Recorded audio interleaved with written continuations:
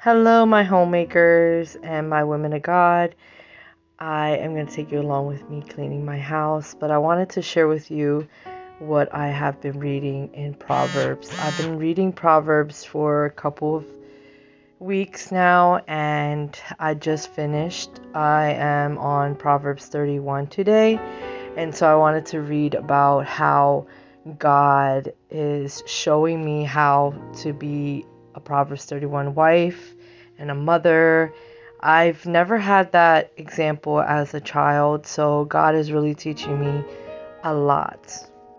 So what stood out to me in Proverbs 31 was in Proverbs 31:10 that says, "A wife of noble character who can find? She is worth far more than rubies. Her husband has full confidence in her and lacks nothing of value. She brings him good, not harm, all the days of her life." So, as women of God, as wives, we have to learn not to be that downfall for our husbands, or your husband wants to come home to a wife that he brings him peace, that brings him joy, that brings him the peace of God, who he can talk to, who he can confide in, because he already has a lot going on in his work life. And when he comes home, he just wants to come home to some peace and to his wife that he can talk to and, say what he's feeling. And, a lot of times I find myself before nagging my husband, or the first thing I do is when he comes in, I throw my daughter at him and I'm like, "I'm tired. I am going upstairs," instead of greeting him, saying, how's your day, honey? Just greeting him into the house and just showing him love right when he steps into the door. And that's something that God has been teaching me, because it was a very hard thing to do. I never knew that I was so selfish when it came to my relationship with my husband. And so I'm learning that now, as I am going into my season of God transforming me and renewing me and making me new as a wife in Proverbs that he called us to be. It's not easy. There's times that I fail. There's times that I try to go back to my old ways, or I find myself going back there, and I just go back to reading Proverbs and praying and saying, "God, I need your help through this," because it's not easy. It's not perfect, but as long as we have Jesus and we continue to come to him, he will help us through this, because it's a journey. It's not a race, but it's not a marathon. It's a journey. It's a race. It's you take your time, and that's something that I thank God with, because even though I am not perfect, he will never leave me nor forsake me. He will never give up on me. So this is something I'm learning through this walk with Christ.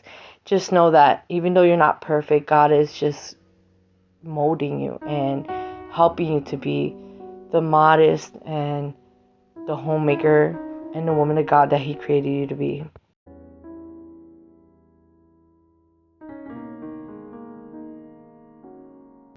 Another scripture that stood out to me was Proverbs 31:15, and says, "She gets up while it is still night.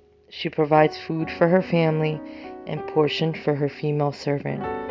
She considers a field and buys it out of her earning. She plants a vineyard. She sets about her work virtuously. Her arms are strong for her task. She sees that her trading is profitable, and her lamp does not go out at night. In her hands she holds the distaff and grasps the spindle with her fingers. She opens her arms to the poor and extends her hands to the needy. When it snows, she has no fear of her household, for all of them are clothed in scarlet. She makes coverings for her bed. She is clothed in fine linen and purple." So for me, that stood out to me because, yes, I am a working mom. I work full time, but I also have a ministry at home. So I also take care of my husband, my daughter, my housework. And so this speaks to me because in Proverbs 31, she also goes out and finds food and provides for her family to eat. And that is something special that us women have, that are able to do, is to feed our family and take care of them and nurture them, just like the word says. And as a working mom, sometimes I find myself exhausted and tired and asking God, like, when can I be a stay-at-home mom? And that is something that I'm thriving to do. But don't take, that lightly. When just because you work doesn't mean you're not a homemaker. You're definitely a homemaker regardless of your work status. We are doing the will of God, and that is something that He created us to do. And as a full-time worker and a mom, yes, it's hard, but it's so, like, I feel fulfilled that I'm doing my wife duties and my mother duties, but that I'm fulfilling the will of God. And that's something that really makes me feel happy and filled. Proverbs 31:26, and it says, "She speaks with wisdom, and faithful instruction is on her tongue. She watches over the affairs of her household, and does not eat the bread of idleness. Her children arise and call her blessed, her husband also, and he praises her. Many women do noble things, but you surpass them all. Charm is deceptive, and beauty is fleeting, but a woman who fears the Lord is to be praised. Honor her for all that her hands have done, and let her works bring her praise at the city gates."